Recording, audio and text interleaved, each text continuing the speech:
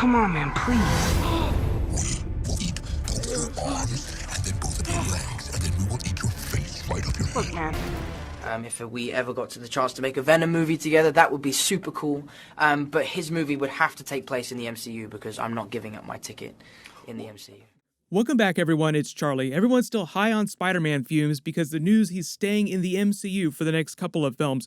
Within all that news is details about what's going on with the Spider-Man character in the next couple of movies in the MCU, but also Spider-Man in the Venom movies like Venom 2, which they're getting ready to shoot at the end of November. So if it wasn't clear, Tom Holland's Spider-Man will cross over into the Venom movies, but we'll break it all down. We're doing a new round of that Spider-Man Far From Home Blu-ray giveaway. All you have to do to enter is be a subscriber and leave all your Spider-Man 3 theories on the video. Here's the quote from Kevin Feige yesterday that lets you know about how he's crossing over into the Venom movies. So he says, "I'm thrilled that Spider-Man's journey in the MCU will continue because they signed the new agreement, and I and all of us at Marvel Studios are very excited that we get to keep working on it." This is the part where he talks about him crossing over into the Sony Venom movies. He says he also happens to be the only hero with a superpower to cross cinematic universes, so as Sony continues to develop their own Spideyverse, you never know what surprises the future might hold.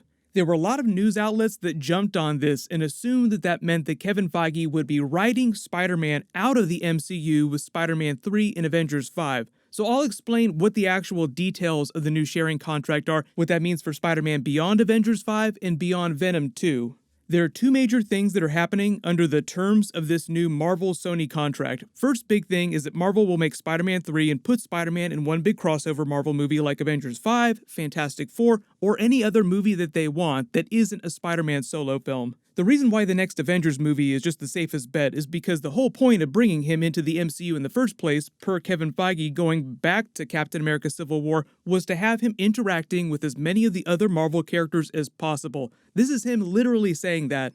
That was the whole point. The whole point is Spider-Man isn't Spider-Man unless he's Spider-Man in the Marvel universe. Yeah, we wanted for the first time to see him interact, because when Stan Lee and Steve Ditko created Spider-Man, he wasn't the only superhero in that world. He wasn't by himself in New York City.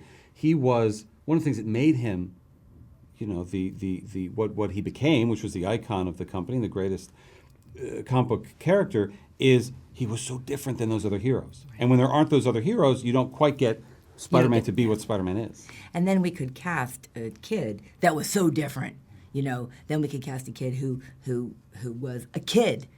And that was what was so important about finding Tom Holland, is that we were going to put him in this world with all these gods and grown-ups. So just in terms of sheer quantity, Avengers movies have the greatest number of different people for Spider-Man to interact with. But Marvel hasn't put a date on Avengers 5 yet. Safest bet is it will be Marvel Phase 5, although it's probably going to happen around the time they reboot Fantastic Four, which puts it somewhere around 2022, 2023, probably not till after they start to introduce the concepts of X-Men and Fantastic Four in the MCU. The second part of the new Marvel Sony contract is even bigger, but somehow not that many people are talking about it. So for the duration of the next 2 Spider-Man appearances in the MCU movies, give or take the next 4 years or so, however long it takes to make those 2 movies, Marvel will have a 25% participation in all of Sony's Spider-Verse and Venom movies. That means that they'll fund 25% of the cost to make all of Sony's movies based on Spider-Man characters. That includes the Venom movies, the animated Spider-Man Into the Spider-Verse movies, and any other spin-offs that they do with other Sinister Six villains. But only for the next 4 years or so. That doesn't mean that Venom is in the MCU for the next 4 years, even though there will be Spider-Man Venom crossover before that 4 years is up.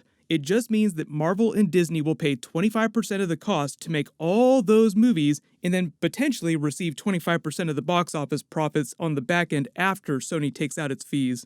Both Marvel and Sony said that they might extend their deal again after this next 4 to 5 year period is up, but for right now, they're mostly just on a movie-to-movie basis when it comes to Spider-Man in the MCU. This is my home! They're gonna need a f***ing wrecking ball to take me out of here! So this morning, you probably saw all kinds of people in your feed talking about how Kevin Feige is using Spider-Man 3 and Avengers 5 to write Spider-Man out of the MCU. That's not exactly what's happening with the next 2 Spider-Man movies. What they'll do is they'll use Spider-Man 3 to close the arc of his first new trilogy with Tom Holland, Spider-Boy becoming Spider-Man. Remember, they were doing the Harry Potter thing where you follow him through years of high school till he becomes a man? They'll finish using Spider-Man 3 to world build enough Spider-Man universe characters so that the next trilogy or group of films has a lot of places to go beyond just your normal run-of-the-mill Sinister Six and Venom crossovers. So we're talking Spider-Verse, Spider-Geddon, Clone Saga, every big Spider-Man arc you could possibly think of. Sony doesn't want to make 3 more Spider-Man films after he's done in the MCU. They want to make 10, 12 more Spider-Man films. So you just have to go in a lot of different directions in order to accomplish that. Right now, technically, his last MCU film, if that is Avengers 5, will just tie off his arc and leave room for him to return in the next Avengers movie if they renew the sharing contract, which they will, so they're not going to kill him off or anything like that. They're not going to give him the Captain America treatment, which basically means benching the character by turning him into a super old man. Really good example of this would be Sony making Spider-Man 4 without Marvel, but then Spider-Man coming back to the MCU for Avengers 6 Secret Wars. If both those companies can set aside their differences like they did in the past month after all those terrible, terrible headlines and people going after each other, of course they can do it again. Sony isn't going to be bought by Apple or Amazon. Disney is not going to buy the Spider-Man rights back for $10 billion. They'll just work out a new contract, 1 or 2 movies at a time, to keep the character inside the MCU.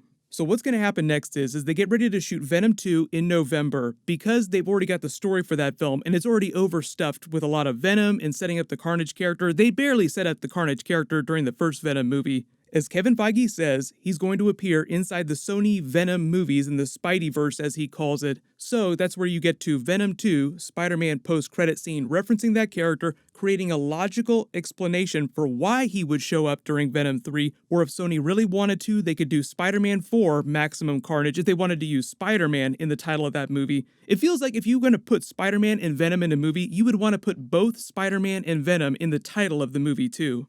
I know I put that clip at the beginning of this where Tom Holland's like, if we do a Venom crossover, then it would have to be in the MCU because I'm not leaving the MCU. Well, that was him during Spider-Man Homecoming days. He's a couple years older now, and he probably has a much deeper understanding of what Sony's long-term plans are and what Marvel and Disney's long-term plans are for his character. So this doesn't mean that Venom will never come into the MCU. It just means for the next 2 films, Venom isn't going to be in the MCU. So just remember that this is on a movie-per-movie basis. Anything can change after that. Tom Hardy signed a contract for 5 Venom appearances. Obviously, they're not going to make 5 Venom movies, so that means that probably a Venom trilogy and then 2 other crossover films. What those are remain to be seen, but clearly Sony wants to do its own version of Avengers Infinity War and Avengers Endgame. That sounds like a Spider-Verse movie, and it's going to take them a while to build up to something like that. They have Morbius coming out next summer. We haven't seen any footage for that yet, but we should get a trailer for it sometime early next year. If you haven't been reading absolute carnage in the comics right now,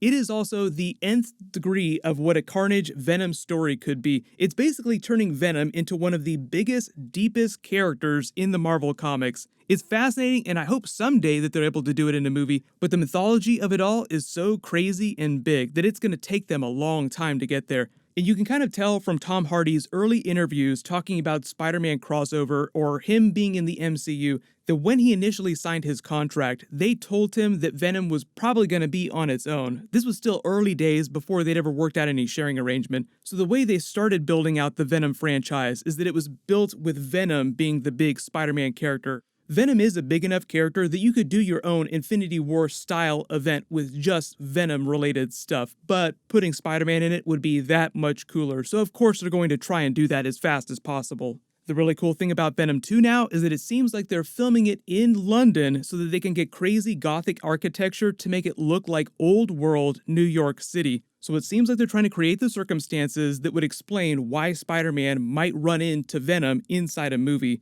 But a lot of this is all just based around the Carnage character. So Venom 2 mostly going to be a Carnage movie. I'm really excited to see what Andy Serkis does with that movie. They've got a lot of talent behind it. And I think part of the reason for them signing this contract with the Spider-Man MCU stuff at the last minute is to get people more hyped up about Venom 2. Because all this negative press is terrible for both companies. People getting less excited about Spider-Man movies because he's not in the MCU anymore. People getting less excited about MCU because it doesn't have Spider-Man anymore. But now, with this big news bomb, he's still in the MCU, and he's going to cross over to the Venom movies. Everybody is just a little bit happier about it all. Put your tinfoil hats on, too, because of course there's a lot of conspiracy theories about people at both companies leaking information so that they could use the press to negotiate a new sharing arrangement. Everybody in Hollywood at all levels, the actors, the agents, the Hollywood studios, do that all the time.